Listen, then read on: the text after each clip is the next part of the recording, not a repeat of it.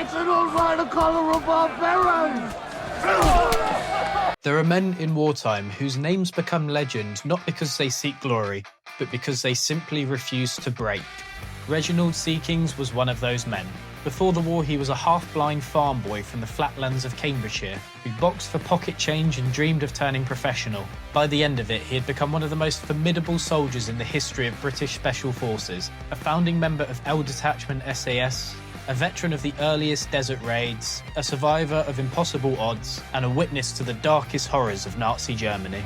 His story is not as loud as Sterling's, not as notorious as Paddy Mayne's, and not as dramatised as the characters in Rogue Heroes. But in the real world of scorched runways, broken airfields, and silent night attacks, Reg Seekings was one of the men who made the SAS what it became. This is a story of a man who carried himself with calm certainty, who walked casually through enemy fire, who destroyed enemy aircraft with his own hands, who survived explosions and bullets by inches, and who carried the weight of what he saw long after the guns fell silent. This is the story of Warrant Officer Albert Reginald Seekings, one of the many rogue heroes. Reginald Seekings was born in the small village of Stuntney near Ely in 1928. He attended the local school from age 5 to 14 and endured the strict rule of the headmistress. Those early years shaped him more than he ever admitted.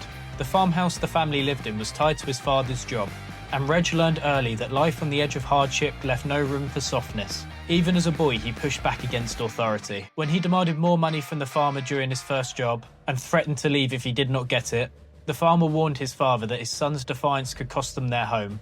Reg was stubborn, determined, and fearlessly outspoken even before the war gave him a uniform. Almost blind in one eye, Reg Seekings still became a gifted boxer. At 18, he joined the Cambridgeshire Regiment and fought his way through the local boxing circuit, winning numerous contests across East Anglia and dreaming of going professional. His hero was lightweight champion Eric Boone, and his brother remembered how Reg's obsession grew with every match.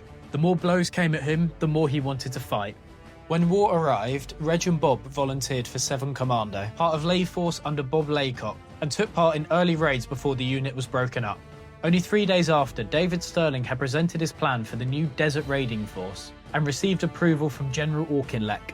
He marketed the unit to men from the disbanded commandos. Reg joined without hesitation, and that was the beginning of one of the most incredible careers in British Special Forces history. The training camp Sterling established at Cabret was rough, improvised and barely supported by headquarters. Supplies were scarce, official help non-existent. Their first raid was not against the Afrika Korps, but against an unsuspected New Zealand encampment. They walked off with a lot of supplies, 14 tents and a piano. Johnny Cooper, another early member of the SAS, recalled years later that they thought the piano might come in handy. Everything about this early period felt like outlaw soldiering. Reg noted how much he struggled during this period, especially with the strict training regime. Lewis, one of the lieutenants of the SAS, would set homework for the men to do, which Reg said he would be up most of the night trying to complete. First official SAS operation came in November 1941 with the disastrous Operation Squatter. Over 60 men jumped into a violent sandstorm. Only 22 returned, and Reg Seeking was among the survivors. His luck had already begun to show, the strange protective streak that would follow him through the rest of the war. After this failure, Sterling shifted the regiment's tactics and joined forces with the LRDG, or the Long Range Desert Group, to deliver small teams deep into enemy territory. Seekings was assigned to the team under the fierce Paddy Mayne for a raid at Thamet Airfield. They crept across the airfield, planted explosives and destroyed 24 aircraft and the pilots' mess before slipping back into the desert. It was a perfect example of what the SAS was becoming. Small numbers, stealth, precision, and total confidence. The following operation at Benina became one of the most defining SAS missions of the early Desert War. Sterling, Seekings, and Cooper infiltrated through Woody, crawled through wire, and sat quietly in the middle of the airfield, waiting for the RAF diversionary strike to finish. When the bombing subsided, they moved forward, placing delayed charges on aircraft and inside hangars. Sterling kicked open the guardroom door, rolled in a grenade, and the 3 men disappeared into the night as explosives rippled across the airfield.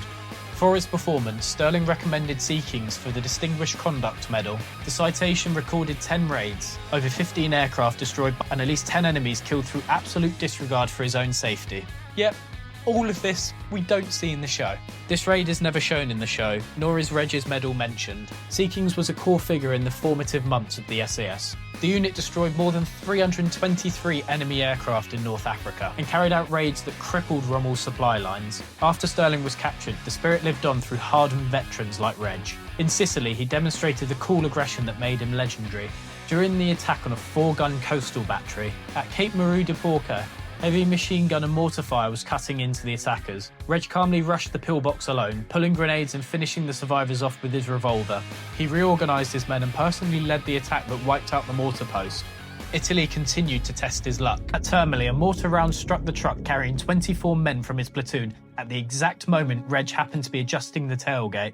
He and one other man were the only survivors.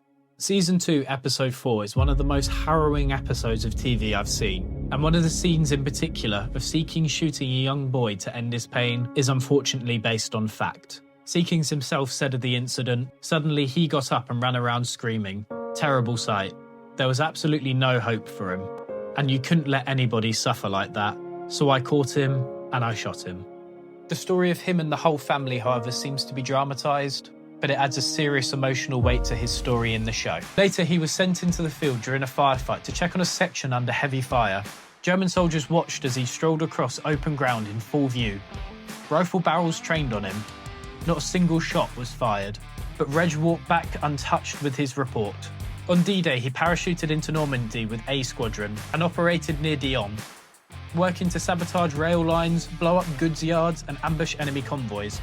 During one action, a bullet struck him in the back of the neck, grazing dangerously close to his spine. A medic who later revealed he was actually a dentist attempted to remove it.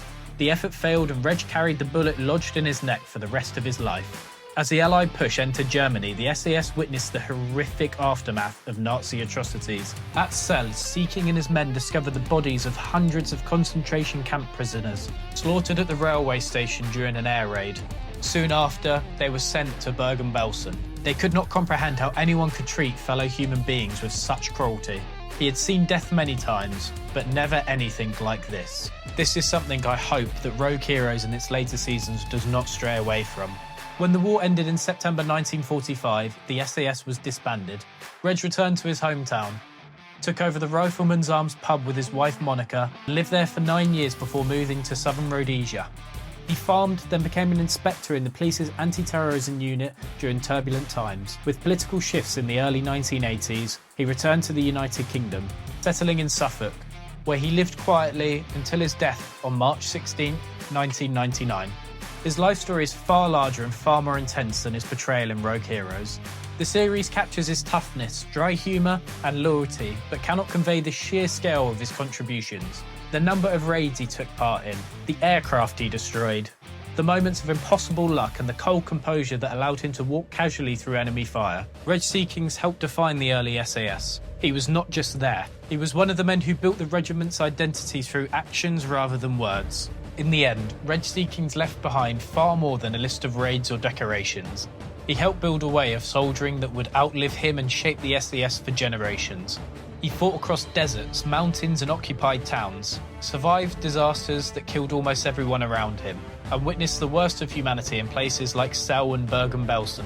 A calm, deadly professional who simply got on with the job no matter the cost. Men like him did not ask to be remembered, but they deserve to be. And as long as the story of the SAS is told, the story of Reg Seekings will be at its core. Enjoyed this dive into one of the many Rogue Heroes and want to hear more real stories behind the legends? Hit like, subscribe and let me know who you'd like to see next. Because sometimes history doesn't need a rewrite, it just needs to be told properly.